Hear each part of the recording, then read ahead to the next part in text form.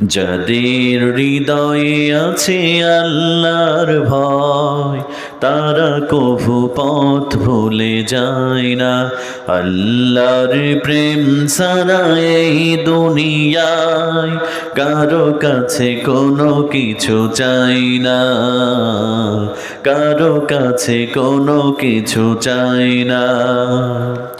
রাতের আধারে যারা সেজদাতে রয়, দু চোখের শ্রুতি নদী যেন বয়। রাতের আধারে যারা সেজদাতে রয়, দু চোখের শ্রুতি নদী যেন বয়। সলনার হাত ছাড়ি যত আসুক, সলনার হাত ছাড়ি যত আসুক, পেছনে ফিরেও তাকায় না। ও যাদের হৃদয়ে আছে আল্লাহর ভয়, তারা কভু পথ ভুলে যায় না। আল্লাহর প্রেম ছাড়া এই দুনিয়ায় কারো কাছে কোনো কিছু চাই না।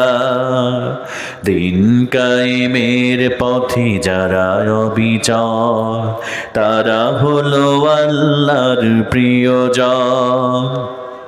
বাতিলের কাছে যারা হার মানে না, সংগ্রাম করে যায় মরণ।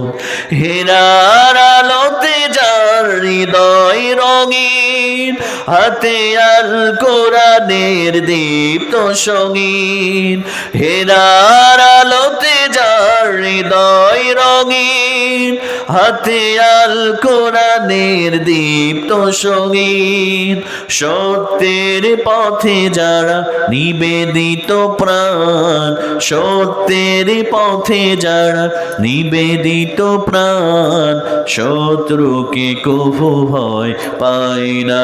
ও যাদের হৃদয়ে আছে আল্লাহর ভয়, তারা কভু পথ ভুলে যায় না।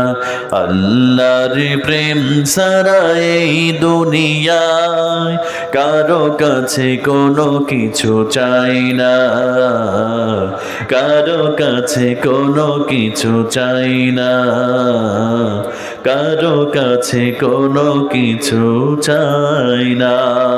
সবাই বলে লিল্লাহে তাকবীর, লিল্লাহে তাকবীর। আলহামদুলিল্লাহ।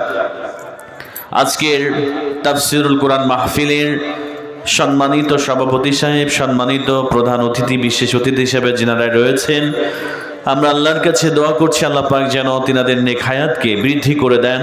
আমরা সকলেই পড়ি আল্লাহুম্মা আমিন।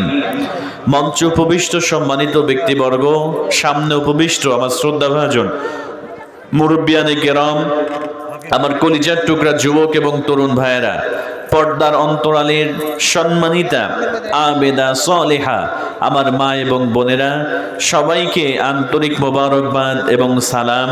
আসসালামু আলাইকুম ওয়া রাহমাতুল্লাহি ওয়া বারাকাতুহু। আপনারা সবাই কেমন আছেন প্রিয় ভাইয়েরা?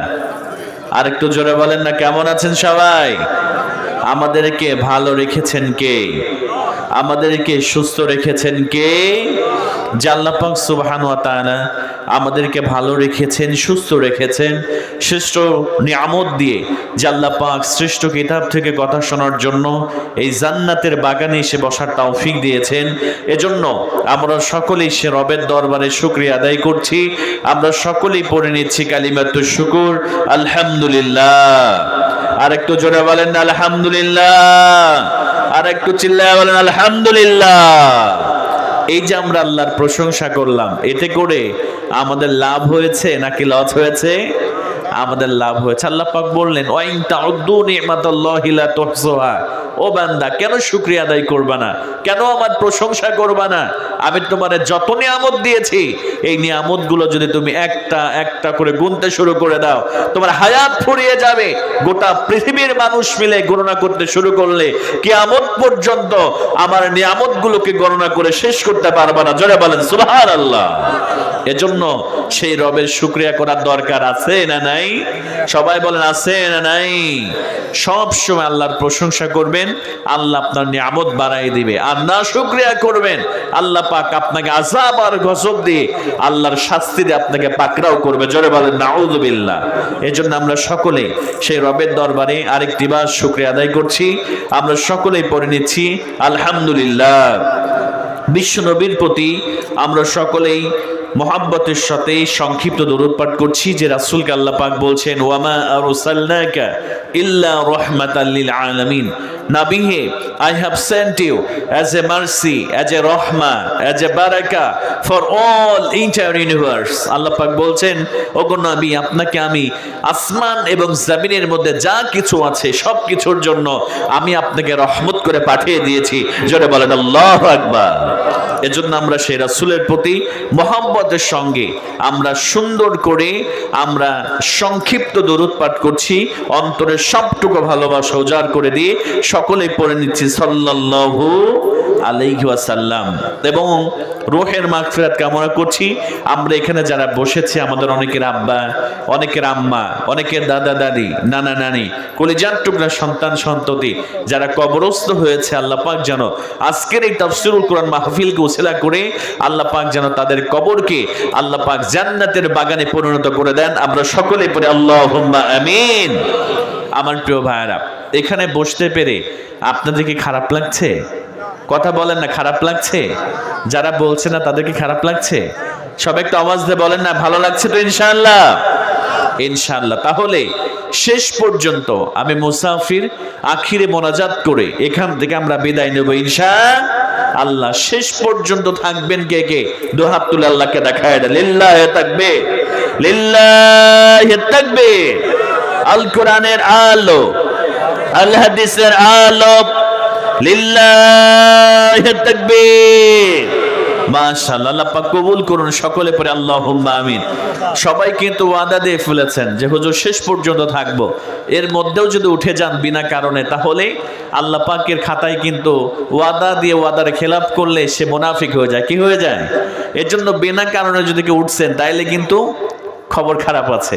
আর যদি প্রয়োজন হয় যে হুজুর 1-এ যাব বা 2-এ যাব, একদিন এক শ্রোতা বলছে হুজুর 3-এ যাব, তো বলছি যে 1-2 বুঝলাম, 3 কি? কয় হুজুর একটু টানাটানির দরকার, তো এই জন্য 3-এ যাব। বিড়ি খাওয়ার কথা তো বলা যায় না, এই জন্য 3 বলছি, যাতে করে একটু আমাদের সুযোগ দেন। নাউজুবিল্লাহ বলবেন না? তো এরকম শ্রোতা কি এখানে আছে? কি 3-এ যাওয়ার শ্রোতা কি আছে এখানে? 3 নাম্বারে হাত তুইলেন না, বিপদ আছে কিন্তু। এখানে এসেছেন নিজেকে পরিবর্তন করার জন্য, ঠিক কিনা? এখানে এসেছেন নিজেকে সংশোধন করার জন্য। যেগুলো কোরআন থেকে শুনবেন, আমল করার চেষ্টা করতে হবে ইনশাআল্লাহ।